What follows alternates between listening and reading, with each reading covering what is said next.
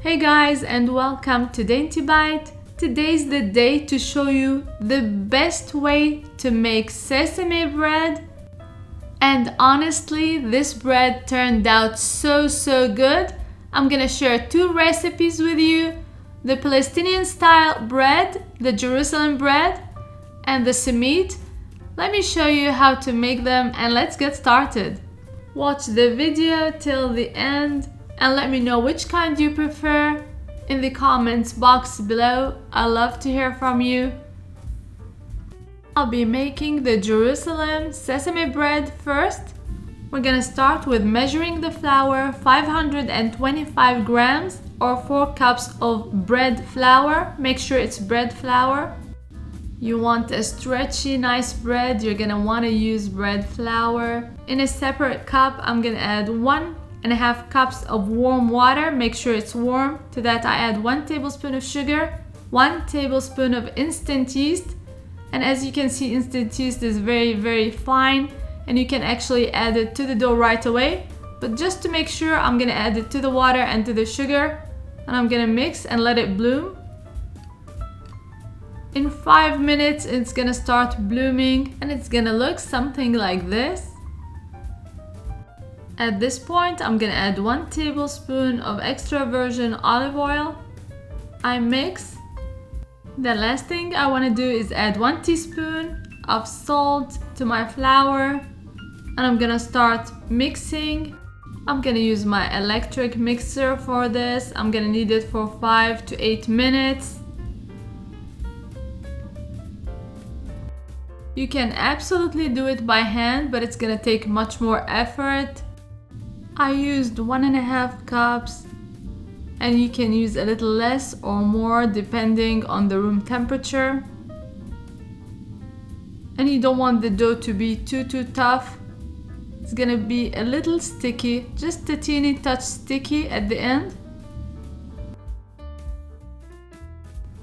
And the dough is looking perfect like this. I'm gonna cover it and let it rest for half an hour. And I'm gonna start working on the Simit dough and I'm gonna do it all by hand. 525 grams of bread flour, 1 teaspoon of salt, and the same with the yeast mixture, 1 tablespoon of sugar, 1 tablespoon of instant yeast, and I'm gonna add 2 tablespoons of extra virgin olive oil. And then add the mixture to the flour. I'm gonna mix it with a spatula a little bit and I'm gonna knead it all by hand.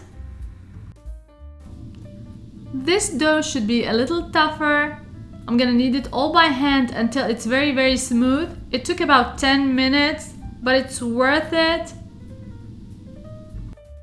And you might wanna start with 1.25 cups of warm water and see where it goes from there. This is the texture and this is how it should look like.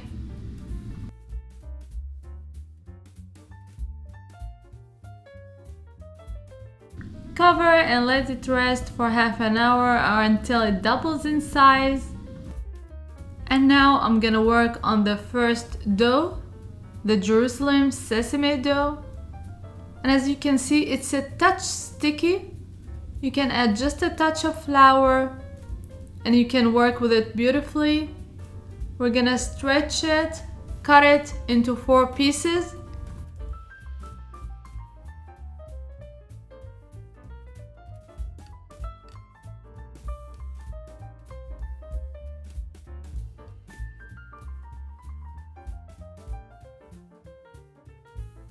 Shape into 4 rounds, just like so. This is the easiest way to do it. And look how good this dough feels.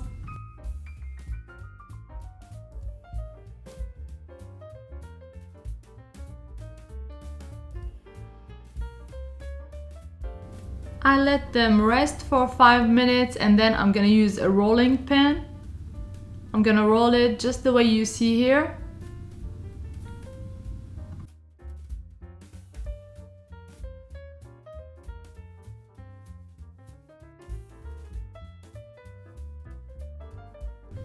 and then roll like a cigarette, just like you see here. Let it rest for another 5 minutes before stretching it into the shape that I want. And I'm gonna show you another one. This is how I'm gonna do it.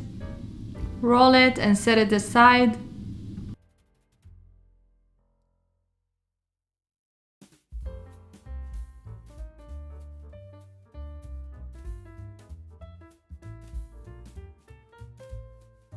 When the dough is relaxed, it should stretch nicely into the shape that I want.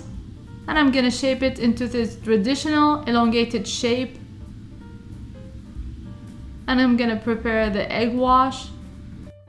I have here 4 eggs. To that I'm gonna add 1/4 cup of water.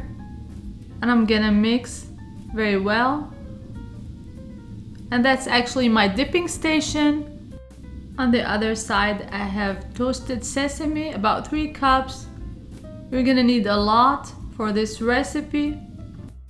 I'm gonna try to keep this shape and dip it on both sides in the egg mixture and then in the sesame on both sides. Cover it very well. And then lay it in the pan that's gonna go in the oven. And I've lined the pan with parchment paper, and I'm gonna heat the oven to the highest temperature, 550 degrees Fahrenheit, 387 degrees Celsius. I'm gonna set it aside until the oven is hot enough. So the bread will be waiting another 15 minutes for the oven to get really hot. And this is my trick to cooking the most perfect crispy bread. I'm gonna add some ice cubes to a very hot pan. Keep it in the oven with the bread, and this is gonna create steam that's gonna make the bread so crispy. And you keep on adding ice or water as it evaporates to cook the whole amount of bread.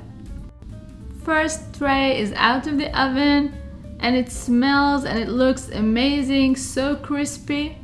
Now I'm gonna start working on the Simit dough, shaping the dough.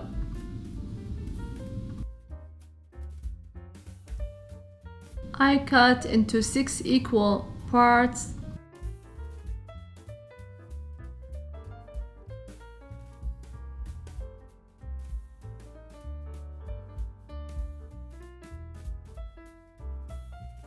We're gonna shape each one into a round ball and cut each round ball in half.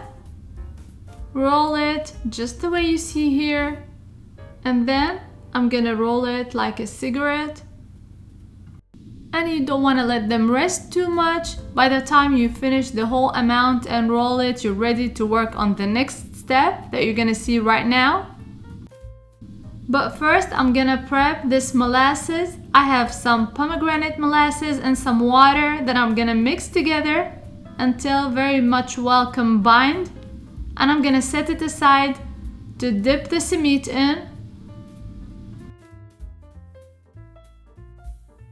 And I'm ready now for the final shaping. I roll it just like so, about 12 to 13 inches. I roll the other piece.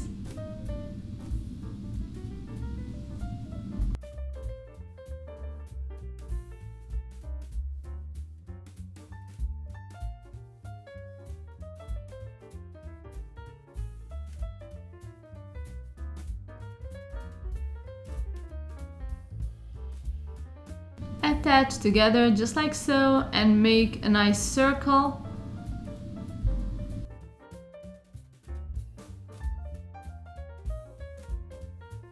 You're gonna dip in the egg mixture and then the sesame seed mixture.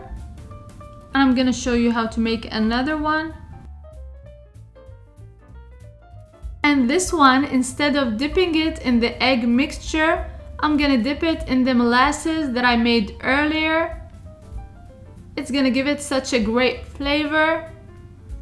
I dip it in the molasses and then the sesame seeds, and then place it in the pan for baking, just like you see here. I bake the same way I baked the other bread, and this is it coming out of the oven, looking great and crispy. I usually make extra and I freeze it. It freezes beautifully. I hope you give this recipe a try, actually these two recipes a try, and let me know which one you prefer. The first one, the Jerusalem bread, is lighter, fluffier. It makes a great sandwich. You can fill it with falafel, you can fill it with hummus, with whatever you like. This is the Jerusalem bread, and you can see the beautiful stretch, the crispiness on the outside.